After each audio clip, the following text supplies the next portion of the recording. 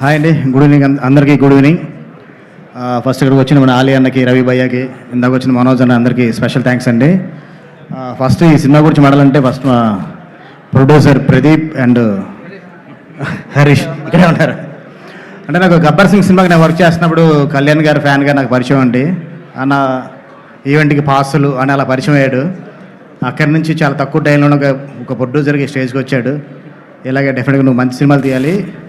తర్వాత అంటే తనకి సాయిధరం తేజ్ గారు అంటే ఎంత ఇష్టం అంటే చిత్రలహరి టాకీస్ అంటే చిత్రలహరి అనే సినిమా తనకి చాలా బాగా నచ్చిన సినిమా సాయిధరం తేజ్ గారిది. ఆ సినిమా పేరునే తన బ్యానర్ పేరుగా పెట్టుకున్నాడు. అంత ఇష్టపడతాడు తేజ్ గారన్నా, కళ్యాణ్ గారన్నా, చిరంజీవి గారన్నా. కానీ ఒక మెగా ఫ్యాన్గా మీ అందరూ ఎలా వచ్చావు, నువ్వు కూడా అలాగే వచ్చావు, ప్రొడ్యూసర్ అయ్యావు. All the best and congratulations. And Harish అంటే చాలా అంటే ఈ సినిమా జరుగుతున్న టైంలో ఫస్ట్ సినిమా చేస్తున్నప్పుడు ఏ ప్రొడ్యూసర్ కనుక చిన్న టెన్షన్ ఉంటుందండి. నేను 2-3 సార్లు సెట్కి వెళ్ళినప్పుడు కూడా ఎప్పుడు లేదు ఇదే స్మైల్తో ఇలాగే ఉండేవాడు. ఒక 2-3 డేస్ మా సెట్కి వచ్చాడు, అప్పుడు కూడా ఇదే స్మైల్గా అలాగే ఉండి సినిమాని ఫుల్ క్వాలిటీగా తీసుకొచ్చారు.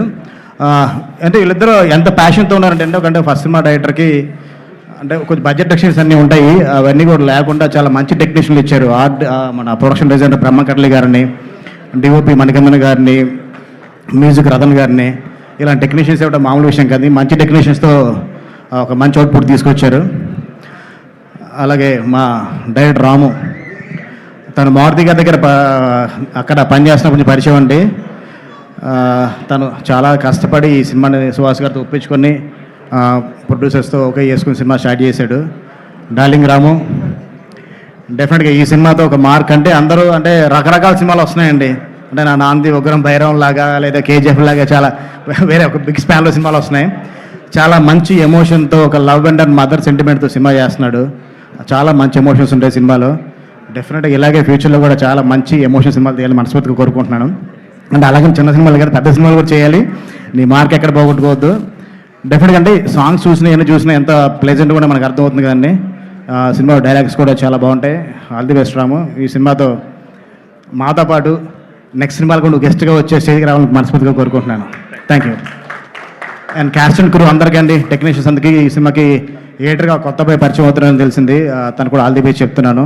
అంత మంచి టెక్నీషియన్స్తో ఒక కొత్త అబ్బాయిని సెలెక్ట్ చేసుకోవడం చాలా ఆనందమైన విషయం అది. తర్వాత హీరోయిన్ తను జో సినిమా చూసినప్పుడు తన పర్ఫార్మెన్స్కి స్పెల్ బౌండ్ అయిపోయానండి. ఒక మంచి లవ్ స్టోరీ చేస్తే కనుక డెఫినెట్గా ఎంఐ అండ్ హీరోయిన్గా తీసుకుందాం అనుకునేవాడిని. నాకన్నా ముందు ఒక మంచి లవ్ స్టోరీ రాశాడు రాము, ఈ అమ్మాయి తెలుగు పరిచయం చేస్తున్నాడు. చాలా మంచి పర్ఫార్మర్ అండి అమ్మాయి. All the best. అండ్ ఫైనల్గా Suhas brother,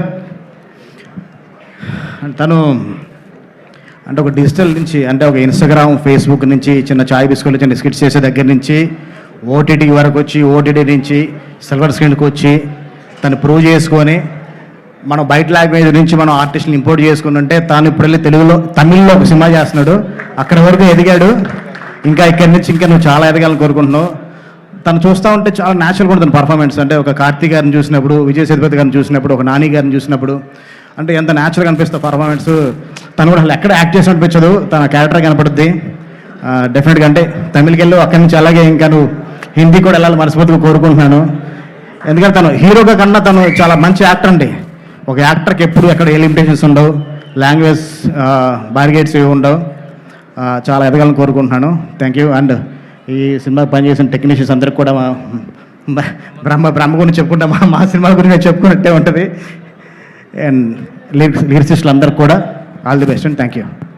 thank you so much. చాలా రోజుల తర్వాత ఉదయ్ భాను గారు మళ్ళీ ఈవెంట్స్ చేస్తున్నారు. థ్యాంక్ యూ అండి. ఒకటే చేస్తానండి, మళ్ళీ చేస్తానని గ్యారంటీ లేదా? రేపే ఈవెంట్ అనుకుంటాం, చేసే రోజు ఉండదు ఈవెంట్. అంత పెద్ద సిండికేట్ ఎదిగింది ఇక్కడ. సుహాస్ మా బంగారం కాబట్టి ఏదో చేయగలిగాం. Okay, thank you so much అండి.